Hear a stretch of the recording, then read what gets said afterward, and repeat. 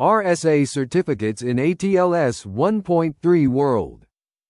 Welcome to the channel. Please consider subscribing. I produce videos daily covering a wide variety of cloud topics with focus on networking. Also, hit the bell icon to get notified of new videos. Today, we're tackling an excellent and very common question. If a server certificate only uses RSA keys, is it still suitable for a modern TLS 1.3 exchange? Given that TLS 1.3 removed the RSA key exchange, this is a point of frequent confusion. In this presentation, we will clear up that confusion and see how TLS 1.3 doesn't banish RSA, but instead enforces that it be used in the most secure way possible. The short answer: yes, absolutely.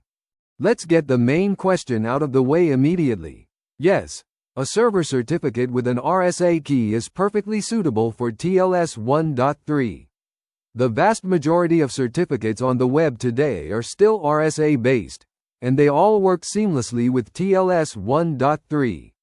The change in the protocol was not about banning RSA certificates, it was about banning an insecure way of using them. The key to understanding this is to realize that a server's long-term key can have two very different jobs. The two jobs of a server's key. Think of the server's long-term private key from its certificate as a special tool that can perform two distinct functions. The first job is authentication.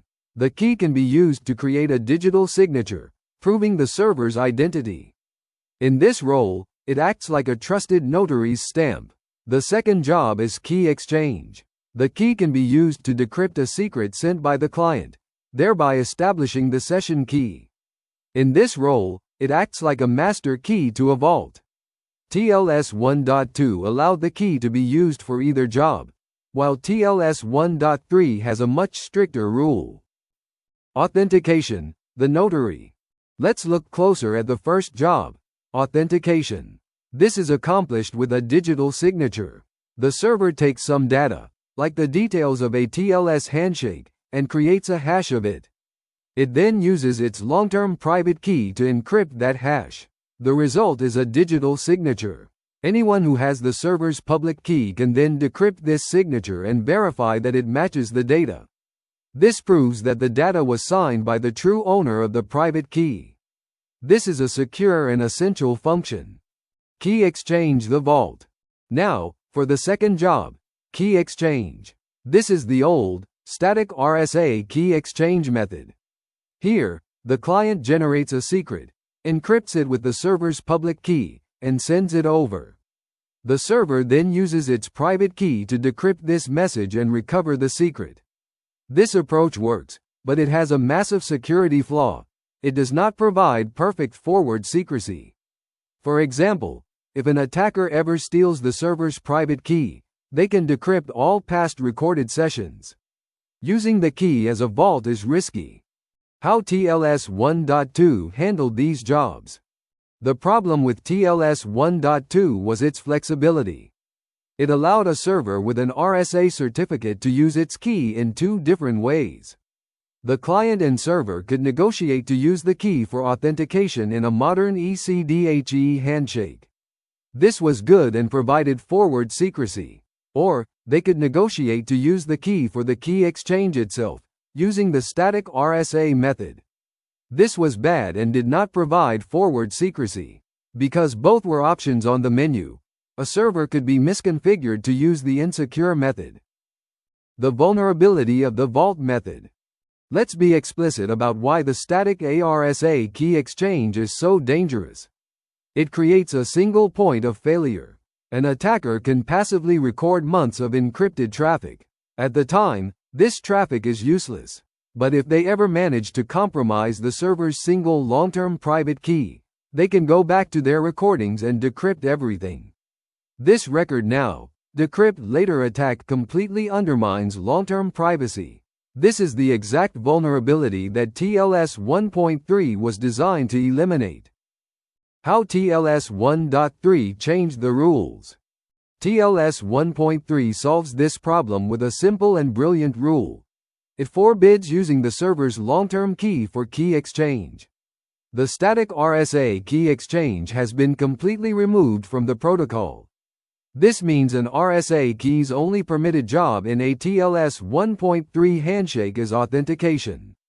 The protocol forces the key to be used as a notary, not as a vault master. It enforces the best practice use of the key. The modern handshake. ECDHE plus RSA signature. This is how a modern TLS 1.3 handshake works with an RSA certificate. The key exchange for secrecy is handled entirely by ephemeral elliptic curve Diffie-Hellman, ECDHE. The client and server generate temporary keys just for this session. The server's long-term RSA key is then used for its one and only job, authentication. The server uses its private RSA key to create a digital signature over the ephemeral key exchange. This signature proves to the client that the ephemeral keys are legitimate and not from a man-in-the-middle attacker. Visualizing the role change. This diagram clearly illustrates the change. In TLS 1.2, a server's RSA private key could be used for two purposes: to decrypt a session secret, the insecure path, or to sign the handshake, the secure path. In TLS 1.3, the insecure path has been completely blocked off. The protocol simply does not allow the key to be used for decryption in the handshake. Its only function is to sign, which forces all key exchanges to be ephemeral and, therefore, forward secret. The analogy revisited. Let's bring back our analogy of the notary and the vault.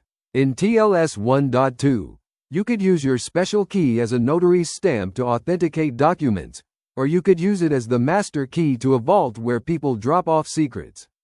TLS 1.3 recognized that using it as a vault master was a huge security risk. So, it made a simple rule. This key is now only a notary's stamp. It can be used to prove authenticity, but it can no longer be used to unlock secrets directly. This forces everyone to use a separate, temporary key for each secret drop-off. Summary of the changes. This table provides a quick summary.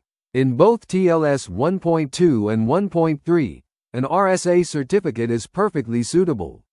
The difference is in what the protocol allows the server to do with that certificate's key. TLS 1.2 allowed it to be used for key exchange, making forward secrecy optional.